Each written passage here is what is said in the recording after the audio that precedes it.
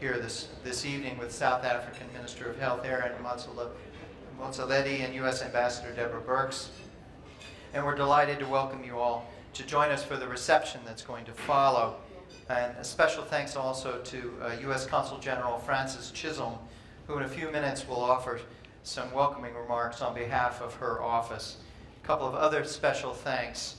My colleagues Joe Jordan and Sarah Allender, who are here helping us and who have worked really assiduously to pull this event together, and back in Washington, Lillian Tatilo.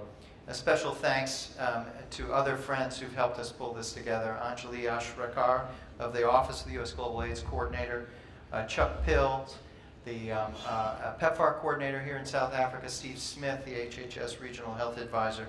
And on the South African side, we're very grateful to Sasupo Makakole Nene, to Joe Katla and Yogan Pillay, who are old friends and have been very, very helpful to us. Back in Washington, the health attaché in the embassy, Namonde Noluchungu, also from a very early point helped us pull this together. We're here to discuss the U.S.-South African relationship in battling HIV/AIDS. At CSIS, we recognized for some time, going back 6 years, the centrality of this relationship to both countries and undertaken a considerable body of work. We've put out on the table here a number of those recent studies, and I encourage you to take those along and enjoy them. A guiding premise of our work has been that the South Africa-U.S. relationship on USAIDs is really the central dimension of the bilateral relationship, certainly from our standpoint. And it's involved in investment over the past decade of over $5 billion. And the cooperation in health is arguably the highest performing and most valuable portion of that bilateral relationship, and we'll hear much about that. We are videotaping this session. We'll be posting the full session on our website, and we'll be sharing it with whatever institutions are interested in also taking advantage of it. To hold this conversation here today, we're blessed to have two remarkable, dynamic, and very committed leaders who are the linchpins of the South Africa-U.S. relationship. Minister Aaron Motsoaledi came into his current position in May of 2009, and from the start of his tenure, he was refreshingly and powerfully honest and blunt about the needs to address and reverse the difficult legacy of the prior period of denialism, to address shortcomings in the health system, and to take charge and set standards and milestones and achieve those. And he personally oversaw a transformation in a number of individuals living with HIV who were able to come on antiretroviral therapy, now 3.2 million and rising.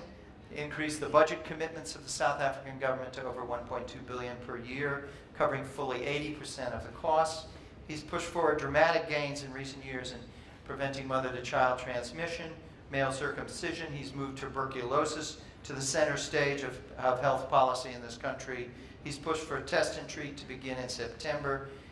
He's introduced a national campaign on adolescent girls and young women and the Ideal Clinic. There's just a multitude of major initiatives that have marked his tenure that have moved this country forward in a remarkable way. He's also been a passionate advocate of national health insurance as a means to overcome gross inequities, improve access, coverage, and quality, and create a new financial basis for sustainability that can further underwrite expansion of health programs, including meeting the needs of the over 3 million South Africans still in need of treatment. He brings an exceptional mixture of biomedical expertise and political and policy acumen. He's a medical doctor. He's worked in public hospitals and been a private provider in poor rural communities. He's a member of the ANC National Executive Committee for the last 9 years. Prior to that, was a member of the ANC of the Limpopo, the Executive Committee of Limpopo Province, serving in multiple senior executive positions there. Dating back to the early 1980s, he was an active leader in the United Democratic Front, as well as the then-banned African National Congress. So please join me in thanking Minister Motsoaledi for being with us this evening. Ambassador Birx, Ambassador Deborah Birx took up her post April 4th, 2014, over 2 years ago. as the U.S. Global AIDS Coordinator and U.S. Special Representative for Global Health Diplomacy. In the short span of 2 years, she has really moved mountains. She's driven forward fundamental changes in U.S. approaches with a fierce insistence on the use of data and evidence to guide investments where they're most needed. At the same time, she's pressed ahead on an urgent basis the DREAMS program, especially here in South Africa, focused on reducing the harrowing vulnerabilities to HIV/AIDS of adolescent girls and young women. And most recently, she's had the courage to press ahead with the U.S. decision not to scale down on PEPFAR funding in South Africa as originally planned, in recognition of the acute continued need to stay the course here. Dr. Birx is an exceptional mix of physician, scientist, implementer, humanitarian, and leader. She's had a long and storied career in the U.S. military as a clinician and HIV/AIDS vaccine researcher, rising to the ranks of colonel and leading the famous Thai HIV vaccine trial, RV144. From 2005 to 2014, she ably headed CDC's Division of Global HIV/AIDS, the central operational division of the U.S. PEPFAR program. I want to just ask quickly, before we begin this conversation on the relationship, if our U.S. Consul General Francis Chisholm could say a few words of welcome, and then we'll come back and start the conversation. Francis? Thank you, Steve. Honorable Minister Motsoaledi, Ambassador Birx, and friends of South Africa, Sanibonani, and a good evening to you. May I offer you a warm Durban greeting. You might have heard and felt that Durban is the warmest place to be, and how true that is in so many, many ways, and what a pleasure it is to live in this fascinating corner of South Africa. And yet, with all its beauty, its rich cultural diversity, and its passionate populations who love to share its extraordinary history, it remains, sadly, the focal point of one of the worst pandemics in history. We feel a heavy burden at the U.S. Consulate General knowing this fact, and we are driven by it daily in an effort to facilitate the important partnership we have through PEPFAR, a partnership that allows us to support critical efforts on the ground and to get treatment and care to an infected population, but also to prevent the spread of HIV through communities. DREAMS has kept us up at night, both literally and figuratively, as we have worked hard with others in government and at community level to make the most of this tremendous opportunity. We are passionately committed to helping the girls and young women, to reducing their serious vulnerabilities and helping them build resilience so they can live and thrive, believing in a future that can be HIV-free for themselves and their communities. In my 2 years here as U.S. Consul General in KwaZulu-Natal, I've had the privilege of traveling the length and breadth of this gorgeous province. I've been fortunate to speak with its leaders and its people, its government councillors and its traditional leaders, its captains of industry, its university leaders, scientists, researchers, doctors, nurses, and patients, its NGOs, and those who passionately represented civil society. I've been moved by the deep concern and commitment to the cause of HIV and to those infected and affected by it. Almost 1.8 million people in KZN live with HIV, and more than 600,000 of them reside right here in this critically important port city and lovely tourist destination, as you've seen. No family has been spared. Rich, poor, educated or not, rural, urban, from the culturally traditional to the modern and globalized. As Charlize Theron said in her passionate and sobering opening on Monday evening, this disease does not discriminate, and it certainly has not discriminated in KZN. And just as all individually have been affected, so have industry and entrepreneurship, primary education, higher education, and all other institutions and mechanisms of development that would lead South Africa toward greater prosperity. HIV and development are inextricably connected, and so well understood is this situation that the KwaZulu-Natal provincial government quite wisely has not separated HIV and development in its own response, Operation Sukuma Sake. We have welcomed AIDS 2016 with open arms here in KZN as we grapple with how to bring HIV and its sister epidemic TB to an end. We have made great strides in so many areas, but with a dual epidemic that does not discriminate and is so prevalent in the general population of every community here, the work is far from done.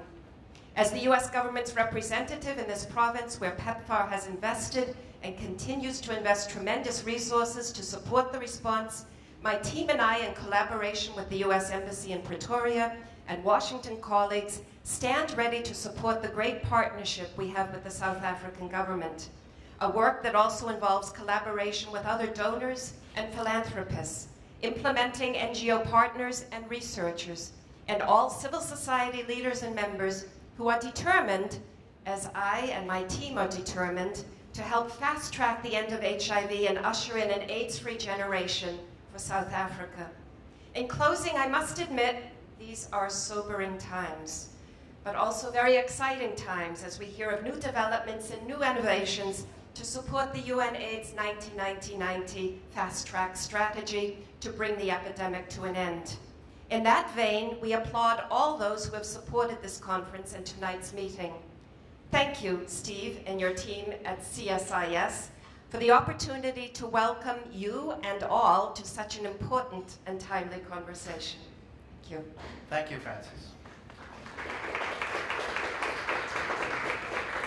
So let's get started. I'd like to ask each of you to open with a few minutes on the state of the South Africa-U.S. relationship. Tell us a little bit about what you see as its most significant dimension. How has it evolved over time, especially in the period of your respective tenures, which have overlapped closely? What have been the most critical challenges, and how have you addressed those? Mr. Minister, if you could open, please. Thank you very much. Good evening, Ambassador. Yes, the South African-U.S. relationship through PEPFAR has been very strong and still is. And I don't think we'll have arrived here where we are if we do not have that relationship. I mean, it is true that we are getting a lot of funding from other development partners, including the Global Fund. But PEPFAR still remains the biggest funder outside of South Africa itself. So that relationship we value very much. Remember, in the beginning, PEPFAR was doing three things in the country. They were providing services directly, because you remember the history where we came from. There are clinics which used to be run by PEPFAR, where they were providing ARVs like you do in any health facility, providing doctors and nurses to actually do that work. Secondly, they were providing technical assistance, like strengthening our laboratories, our laboratory system, data collection. One of the things that is less spoken about is that earlier on, there used to be HIV transmission through blood transfusion. Everybody has actually forgotten that something like that used to happen. I remember early in 2009, I opened a state-of-the-art facility at Roodepoort where our blood transfusion services, with the help of PEPFAR. Thereafter, HIV through blood transfusion is past history. It no longer happens since that time. So that's how great some of the benefits have been.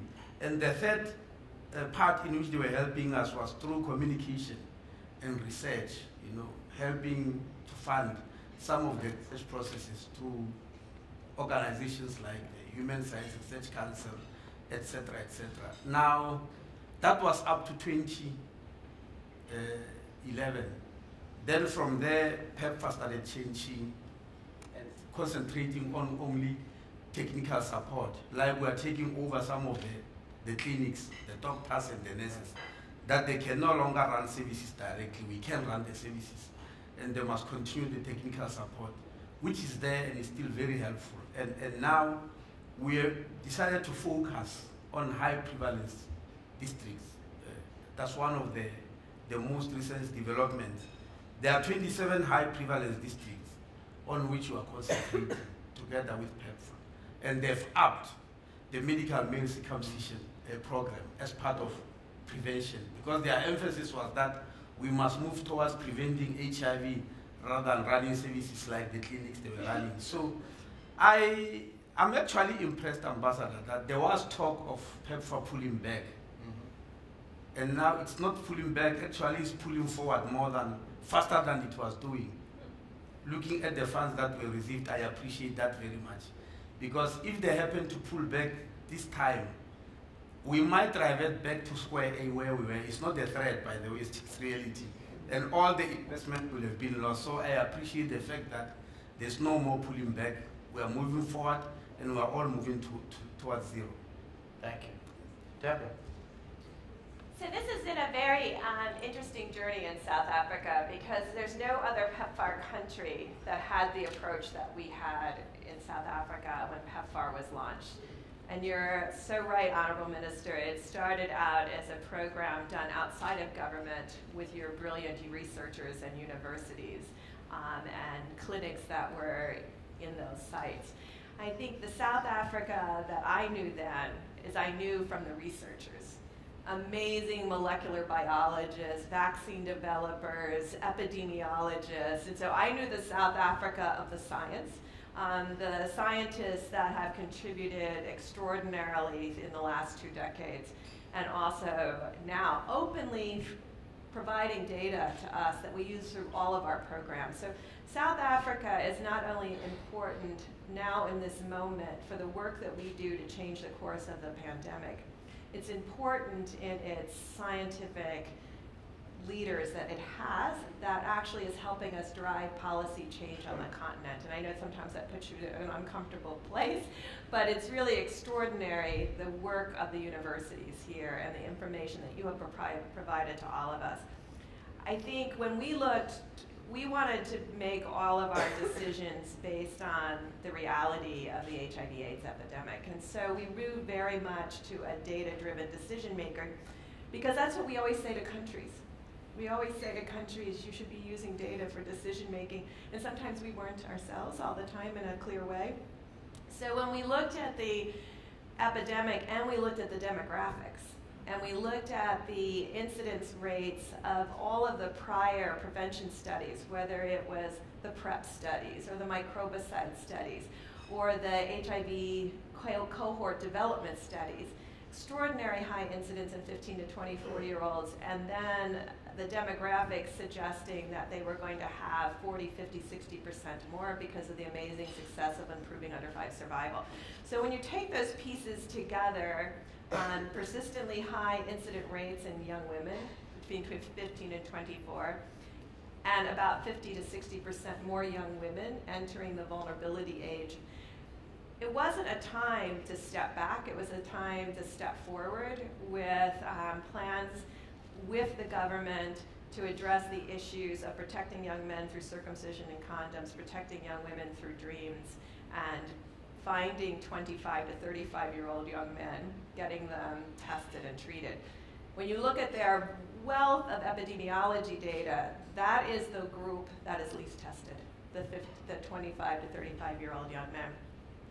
So we still continue to believe that not only is South Africa crucial to changing the course of the pandemic on the continent, it's crucial to our knowledge base of how we move forward in a whole series of the work in the countries that we do, because they combine political will, science, and research with advocacy and community-led elements. So it's a unique combination. I'm very excited about it. The real relationship manager, though, is Ambassador Gaspard. The Honorable Minister can run really fast, but I can tell you Ambassador Gaspard can run right beside you. He's fast, they're decisional, they make things happen, and so I get to be back in Washington and just kind of say, you know, this is what we would like, and they figure it all out and they make it happen. I think this taking She Conquers, do I have that right, She Conquers, to the entire country will really give us insights on the impact we can have on child marriage, teen pregnancy, and HIV incidence. It's that ability to constantly be combining data, implementation, science, and policy change that gives us great hope of what's possible. Thank you. You know, looking back to the period of transition here, 94 and forward, I don't think it's preordained at all that we would be having this conversation here today. You know, when you think back to the periods of deep division between our two countries over major issues, I mean, during the apartheid era, we were on the wrong side of the equation. It took a while to get on the right side, get back and build the trust. In the Clinton administration, we set up the Gore and Becky Commission, the binational commission, to try to adjudicate that. We ran into the confrontation over TRIPS. In the first period in which PEPFAR was rolled out, it was a period in which there was a quite discordant relationship between ourselves and the then government of President Mbeki around these core issues, and it was really a very tense and oppositional sort of relationship.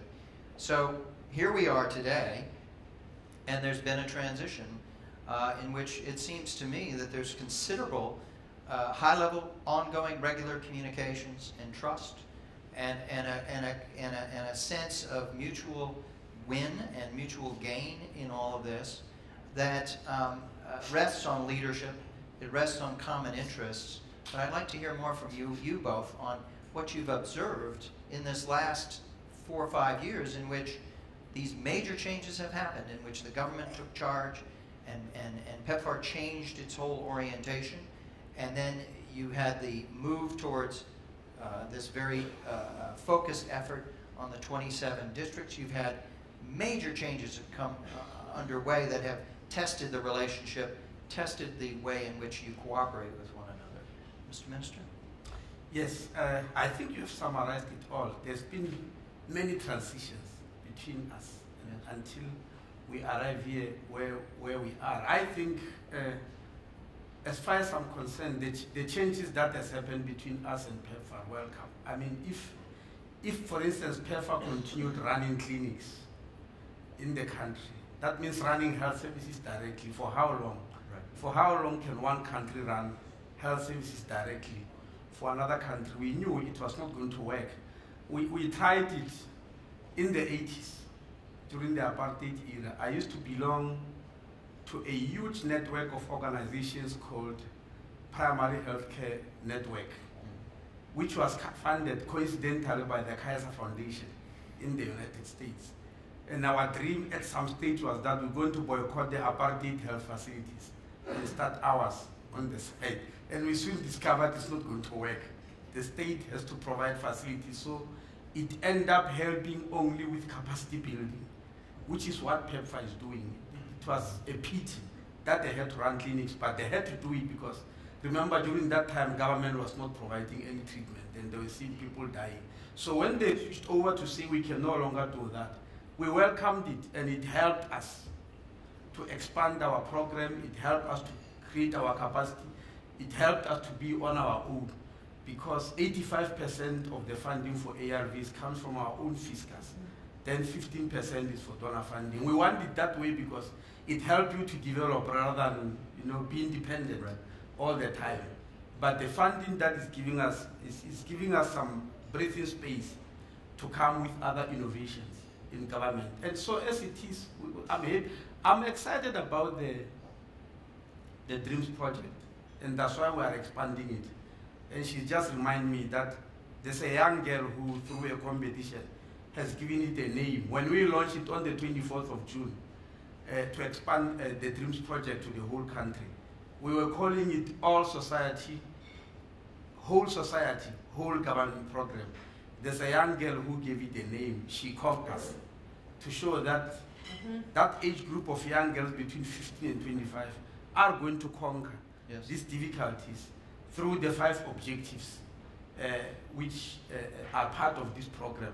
Objective number 1, can we really reduce the rate of infection in that age group, 15 to 24 years? And I'm very confident that we could. Number 2, can we reduce the incidence of teenage pregnancy in the age group? It's too high also. Number 3, can we reduce incidence of gender-based violence and sexual violence in the same age group? And number 4, can we keep them at school for as long as possible? because then they are protected from all these vagaries I've mentioned, but it also helps their education anyway. And number 5, can we link them to skills and economic opportunities so as for them to be less reliant on men who promise them the world but end up giving them diseases and unwanted babies. They start promising them the whole world, but they actually take them to hell. But they usually agree to go to hell because they are reliant on this man. So we believe this project will make them less reliant.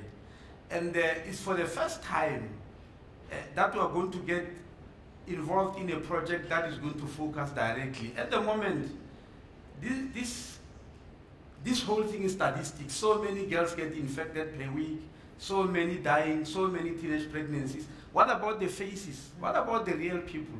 Who are these girls we are talking about? Who are the girls who get infected? Who are the girls who get teenage pregnancy? How do you classify them? Is it just happening to any girl, or is there a specific group?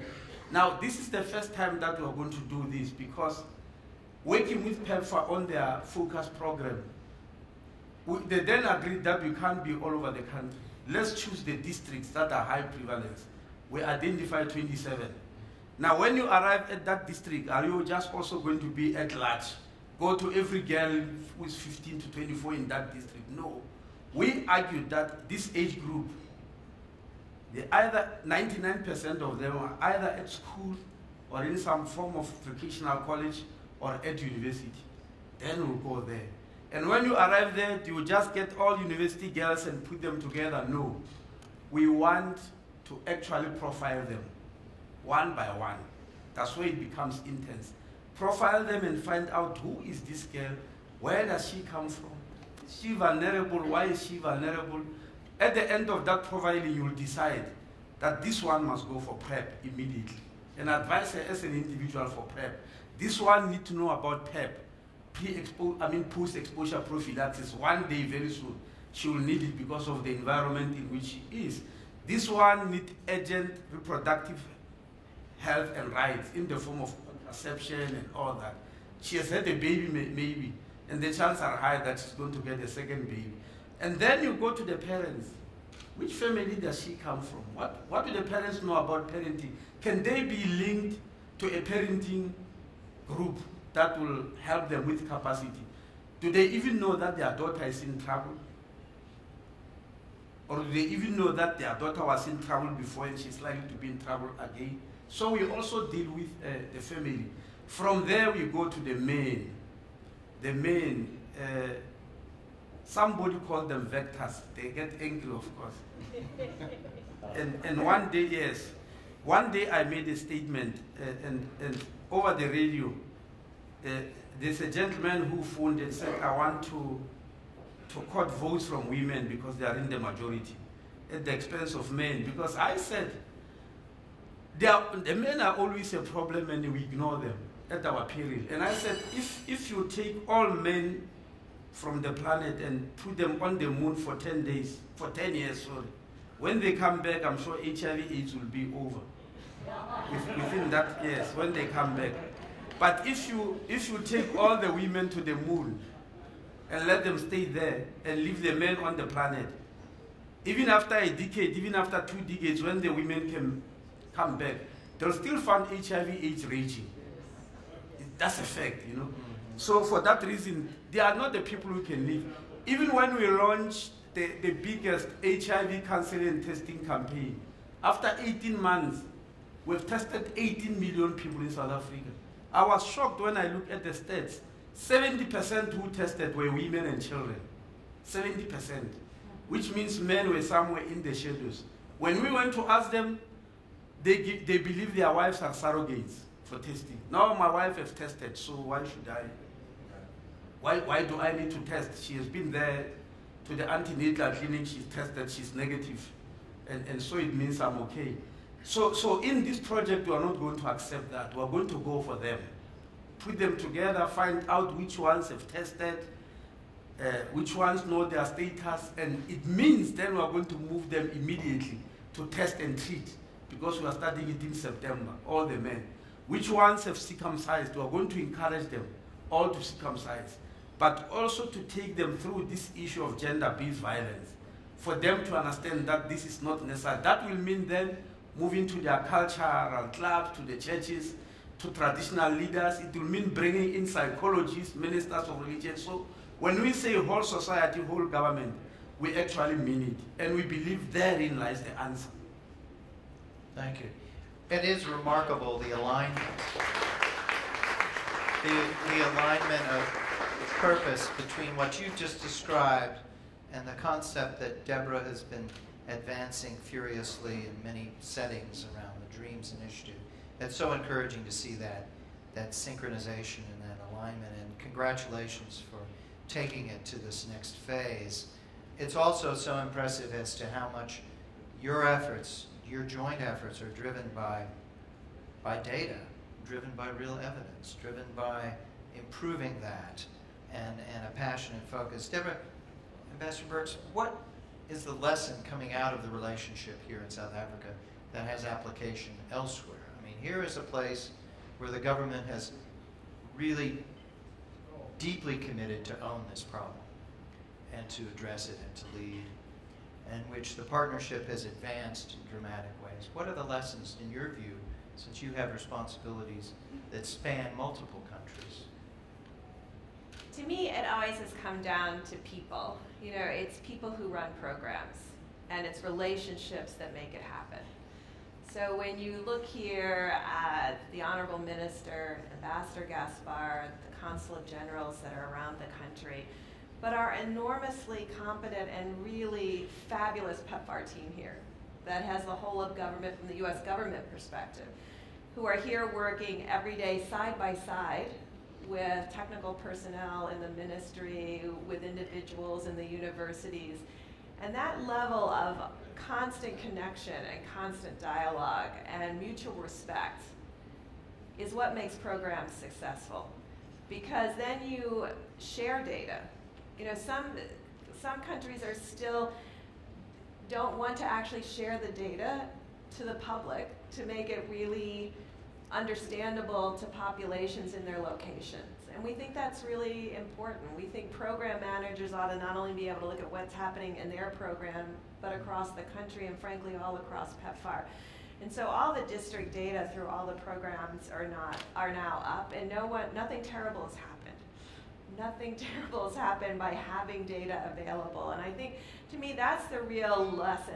It's leadership of the individuals on the ground, like Ambassador Gaspard, Consulate General, the PEPFAR team, combined with a government that has a shared vision that we change the face of HIV/AIDS in South Africa. And I think we both believe it's possible. I think we both have not only a roadmap, but we've translated the roadmap into action that is being monitored for success. And I think that's the other piece of this. We have a real mutual accountability. I think the Honorable Minister knows, and certainly Ambassador Gaspard, that this was a difficult lift on the United States side because of South Africa's income status, because of prior agreements where the budget was supposed to go down to $250 million or so. But we were able to make the compelling investment argument that the Honorable Minister made, so that proportionally, our actual proportional investment, though it has gone up, is proportionally less than it's been over the last 5 to 10 years. So yes, we do continue to add money for circumcision, for dreams, for a whole series, and they just got 9 new Innovation Challenge winners that are really going to help us to understand dreams in that bigger context. They've been very active at the Dreams booth. I hope many of you have been there and seen the young leaders and the young women and how outspoken and incredible and confident these women are. And I think that it's really, it's like everything else. It's a very personal relationship translated into high impact programs. And we're just excited to be part of it. Let's, yes, please. Yes, is it audible? Yes. Oh, okay. Yes, I think this issue of data is extremely important. My belief is that if we try to hide data, it will be a second-generation denialism. That's number one. Number two, the adage of State South Africa, and people in our country respect State South Africa because it gives them direction in terms of figures of where we are. And their adage is, what get measured, get done. If you are able to measure the magnitude of something, you then know what to do. Take, for instance, we have just discovered very recently through data that when it comes to mother-to-child transmission, 60% of those transmissions are coming from only 14 districts. There are 52 districts in South Africa, and 14 are responsible for 60% of mother-to-child transmission. So why don't gravitate to them? If you gravitate and focus on those 14 districts, we have done away with 60% of the mother-to-child transmission. That is the value of data. Otherwise, you'll just be all over the place, spending a lot of resources, a lot of energy, and be surprised when you don't get results. Same as medical male circumcision. We are looking at the district and say, this is the district that needs it the most, more than all the others. It does not necessarily mean you are ignoring the other districts, but you are focusing where the problem is. Why are you using the same strategy for TB? Exactly the same strategy. So when PEPFAR said they want us to concentrate on very prevalent districts, I remember it was controversial in the beginning, but it makes sense. We're doing the same for TB. We have discovered that there are 3 groups of people who are vulnerable for TB. People in correctional services, people working in the mines, especially gold mines, and people in peri-mining communities. For instance, people working in gold mines are 7 times more likely to get TB than the general population. So why can't you go and concentrate on them? In the correctional services, it's even much more than that. So that target is making us target where the actual TB is. So we're doing the same thing about HIV and AIDS. And I believe in the next decade, we will definitely be able to show results. Let's talk a bit about the future, and as the second part of this conversation, what I'd like you to start off with, Mr. Minister, is tell us a little bit about what keeps you awake at night. Tell us what you're worried about in the next couple of years in terms of the big challenges. You've taken on a very ambitious prevention agenda, the tuberculosis agenda, particularly around the MDR, human to human. You're struggling to get the National Health Insurance Program off the ground. Tell us a little bit about the sort of things that you think are going to be the most urgent and critical challenges that you're going to be working on, where you're going to need support from the United States and others in moving things forward. Well, 4 things, if I may. If you ask me about sleepless nights, the one I always think about, 4 things. 1, the fact that in the age group 15 to 24, research has shown that in 14 southern and eastern countries, there are 5,000 new infections per week. Yes. And half of them happens in South Africa. That surely will give sleepless nights. Because while we're expanding the treatment program, on this side, the tap is not yet closed, the water is still flowing. We're trying to clean it off, but so that gives me sleepless nights. The day we're able to start closing the tap and show that the rate of infection in that age group is going down. By the way, people believe the rate of infection is going up in the whole South Africa. No. In the other age group, it's going down actually. It's only in this age group where it's going high, 15 to 24. In the others, it's definitely going down. So I'm looking forward to the day when it goes down in this age group. That's the first thing that gives me sleepless nights. The second thing is that as you expand the program more and more like we have done, it's a good thing, but it comes with its challenges. Logistics. For instance, if you go to clinics in South Africa, people will tell you about their extreme irritation. I'm talking about patients. Extreme irritation for having to wait for very long at the clinic. Something that they were not doing before. And many of them look at it as the government no longer caring or the nurses not working hard enough. Because they can't realize that a decade ago, we only have 400,000 people going to clinics. Today is 3.4 million. So it changes the waiting times, but also the explosion of non-communicable diseases, which was not there in South Africa. a decade or two ago. Suddenly the clinics are overcrowded, and it gives a new challenge. Of course, we do have solutions. One of them being the chronic medication program, where we are decanting the patients, those who are stable, no longer having to go to the clinics, but to give us delivery points where we can deliver their medicine. So it's one of the innovations. But the fact that when you expand the program, it brings in new challenges of logistics. That also is sleepless nights, because every day you must think about the new innovation, how you overcome that. That is the second problem. The third problem is how to strengthen the healthcare system, especially the healthcare facilities in preparation for NHI, because we have got to strengthen them. The whole of Africa has got weak healthcare system. We need very strong healthcare systems to overcome this problem, and it's a big job. In our national development plan is there. It says by 2030, the equity, efficiency, effectiveness, and quality of healthcare system must be guaranteed, and we have got 14 years to do that. That's a big mountain to climb. The last one is that South Africa has got two healthcare systems in one, as you know. There's got a very, a good quality private healthcare system, which is like any other in Europe and America, if I may say. But it also has got a healthcare system in the public, which is on the African continent.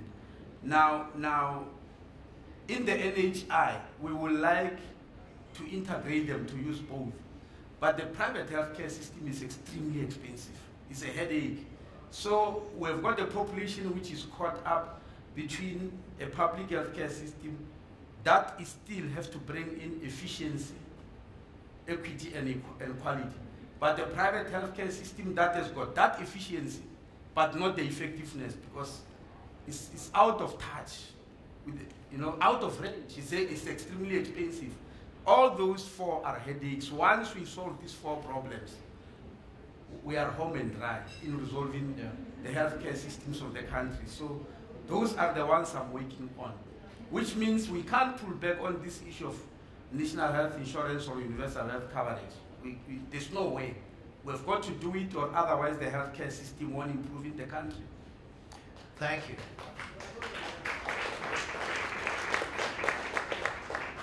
Those four are a pretty gargantuan combination. Things to keep you awake at night. Ambassador Birx. Yes, we even at the World Health Organization, not World Health Assembly, the World Health Organization of African Region, yes, we have even influenced, and it has been accepted as a resolution.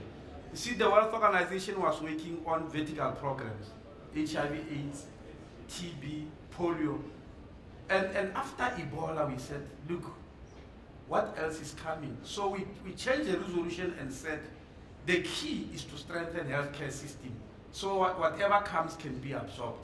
So if healthcare systems get strengthened on the African continent, whether tomorrow you get Zika or another virus which you don't know, we'll be able to deal with them. And that's why universal health coverage is so extraordinarily urgent. Otherwise, we'll be a continent that keeps on begging. We'll keep on begging development partners. I believe the fact that development partners are helping us is a stage in development. At some stage, we're going to pick up on our own. And we can only pick up if we've got universal health coverage on the African continent, because then we'll be forced to use our own internal resources. And that's why it's so important to us.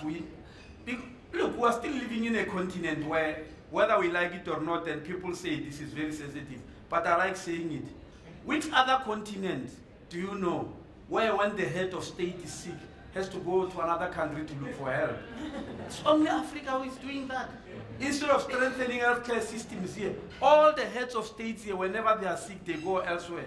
Maybe it's only Madiba who died here in his own country, because we have got a healthcare system that could take care of him. Surely the continent can no longer go on like that. What about the rest of the population if heads of states have to take a plane, go to the Far East, go to Europe, go to America, go to China and all that, to look for help?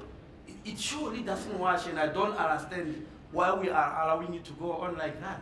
That's why we need to tell them we need universal health care coverage, We want you to be treated here in your own countries and die here with your people. Thank you.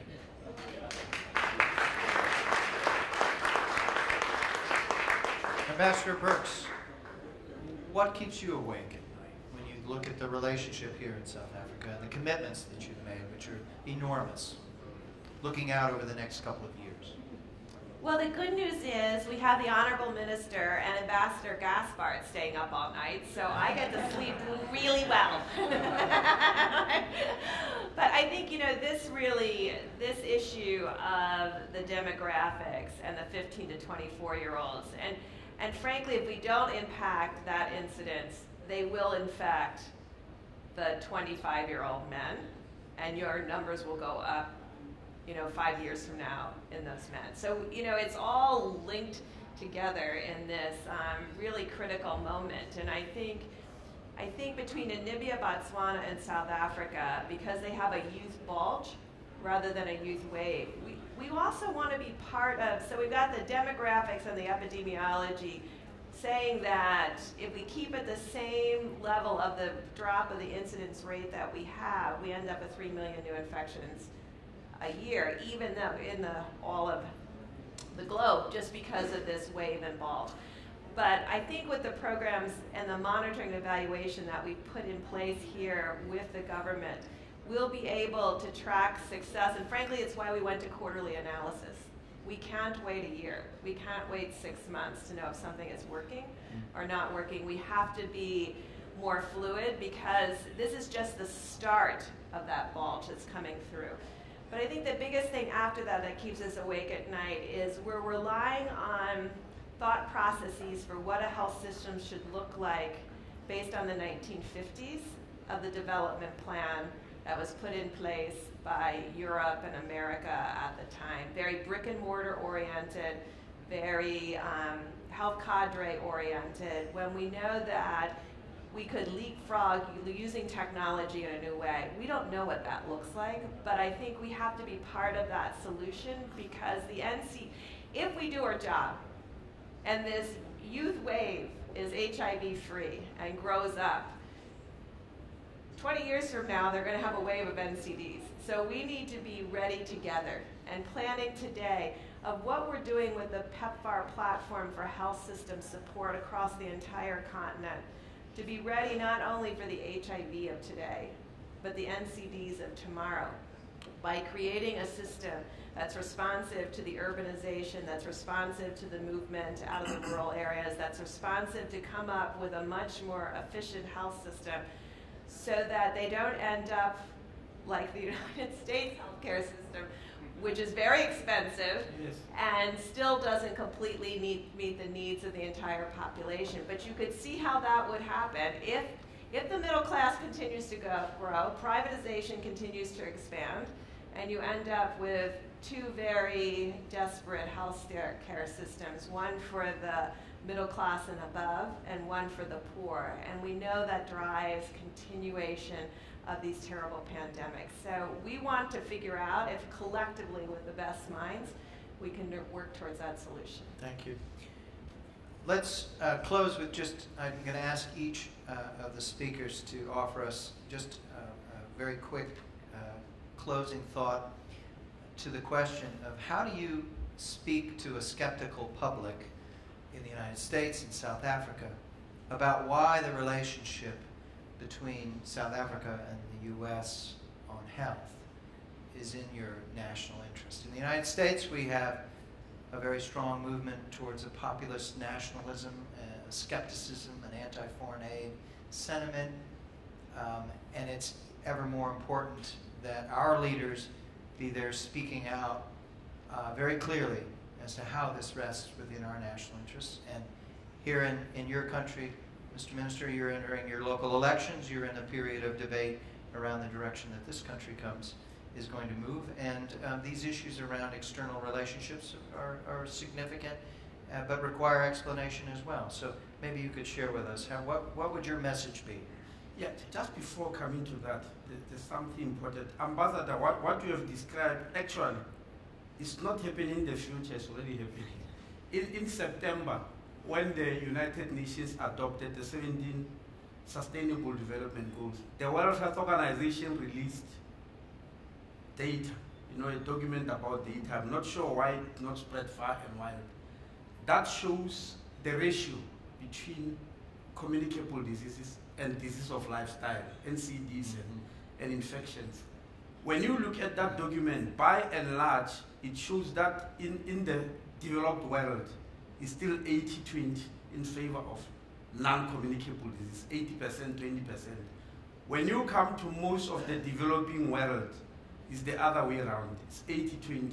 That means 80 still infections, 20% NCDs. But when you come to South Africa, it's 47-53. We are in the middle of the transition, meaning that the non-communicable diseases are catching up with the infection.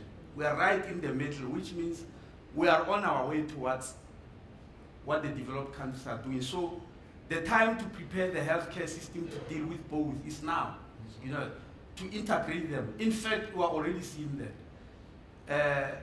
When people have got diabetes, which is a non-communicable disease, they are 5 times more likely to catch TB, which falls in the other group. When people have got HIV and AIDS, women have with HIV and AIDS, they are 5 times more likely to get cancer of the cervix of the uterus, which so that relationship is already very clear.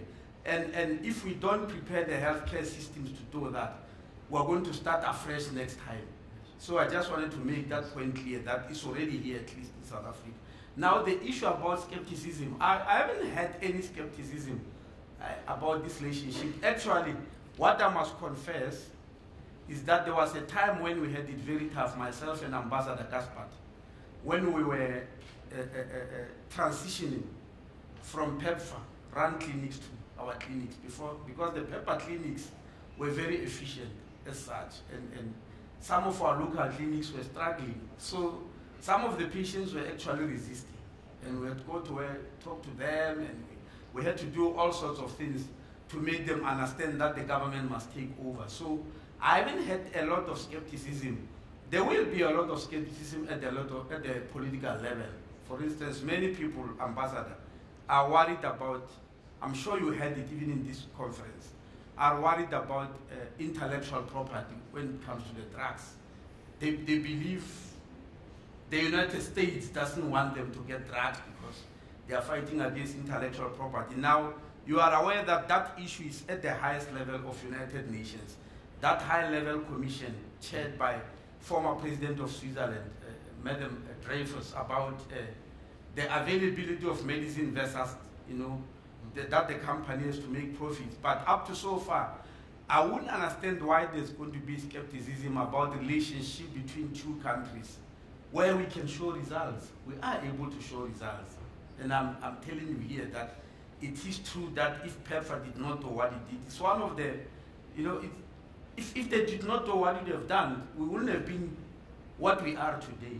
I mean, that's a fact, that's true. It would have been extremely difficult. In other words, by the time denialism came to an end, we started from the beginning. I think that the number of deaths could have been even double what they were. So it's a relationship that has got very good results, and I think we're still moving forward. I've said so. The reason that we have got She Conquers, this new project, it's an expansion of dreams. I'm excited about it. And we said, good grace, this is a good program. Why not expand it to the whole country? Why? Because the Dreams project was only in 5 districts, in KZN and Gauteng. And we looked at it and said, but this is brilliant. And that's why we worked very hard to launch it on the 24th of June as a whole country program. So that relationship, to me, is still going to go on for many decades to come. And there's nothing skeptical about it as far as I know. I know there was a lot of tension, a little bit, but it has died off during the negotiations about AGOA, for instance. Yeah. Say, there they are, the Americans have started again. Yes, but we resolved it. Ambassador, the only thing I hate about America, if you allow me to say that, the only thing I hate, and I've been told even by professors at Harvard, you see, the South African healthcare system is English. It's very much Britain. It's English. the curriculum, the status of doctors, the way we call them, the degrees. They used to be a fellow of the Royal College, even though we removed the word royal. So everything is British, for understandable reason. Now, we discovered that, but when it comes to the cost, the money, we suddenly become American. We take the American system in terms of expenses. Now, I attended many lectures in Harvard. They were saying, when you introduce your NHI, please don't imitate the American system. It's very expensive. But we are unable to get out of that expense. Everybody has, the private healthcare in South Africa has actually imbibed it. They are running it. So we are running a British healthcare system, but an American costing mechanism. That's the only part I hate. If we can do that with that, we'll become the best of friends. Of course, it's not your fault, but I don't know why they copied it, you know. Yes, even the litigation. I'm sure you are aware that we've got the American type of litigation in the healthcare system, that driving doctors, gynecologists out of private practice because of the amount of money they have to pay. So those are the problems, but they are not yours. I don't know how we copied them. I just wanted to mention it. That is the only thing I don't like. Otherwise, all the other things, we're good friends. Thank you.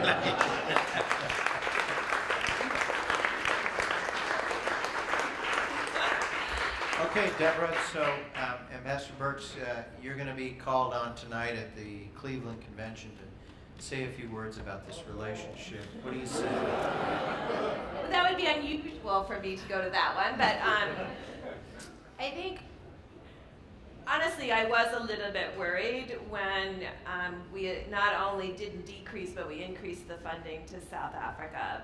But I think when you see it in the perspective and we explain it to Congress and the American people about the investment we have made and the investment that South Africa is making and how we are a small part, but really moving things with the government into places and into a focus that has a potential to actually change the course of this pandemic. And learn from our perspective things that we can use domestically. So if we learn through dreams how to reach 15 to 24-year-olds with real understanding of the risk for HIV. Because if you talk to any young woman in South Africa, she knows her risk to be pregnant. She doesn't think HIV is relevant to her. And she doesn't, even in places where it's 1 in 4 partners, she just doesn't see that as a real risk. Well, we have young men of color in South LA that doesn't see it as a real risk, despite the fact that their lifetime risk may be 1 in 2.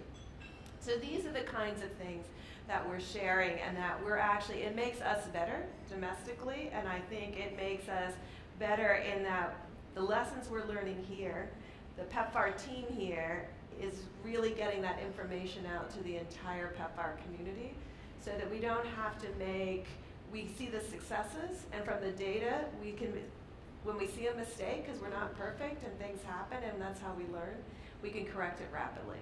So I was, frankly, a little bit nervous when the new CODEL came down because it involved some of the original senators who really were part of that negotiation of decreasing the investment. And I went to the senator staffers, of course, beforehand and had a good dialogue with them. And they were like, well, we understand this completely. So I was like, okay, well, that's good. We're all in this together. And I think that's the way we wanted our U.S. government booth to look here. We wanted it to really bring together and really note the importance of political leadership, like the Honorable Minister, combined with the political leadership of Ambassador Gaspard, with the incredible scientists of South Africa, with the PEPFAR team, and listening to the community.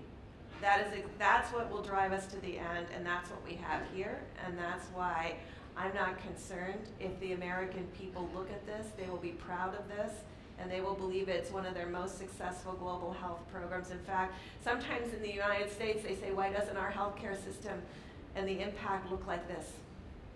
Thank you. Just to close, I think we're all really in debt to both of you. And we're blessed, I think, that we've got such exceptional leadership in our two governments. So thank you. Thank you both. Thank you. Thank you. Thank you. Thank you. Thank you. And thank you for a fabulous place. Thank you. It looks like Looks like a debate for the presidency of Oh, America. yeah, okay, yes. We just had a huge agreement. So please enjoy the rest of the evening here, the reception, and thank you all for being with us. And thanks to Ambassador Birx and Minister Motsoaledi for taking the time for this great conversation. A privilege.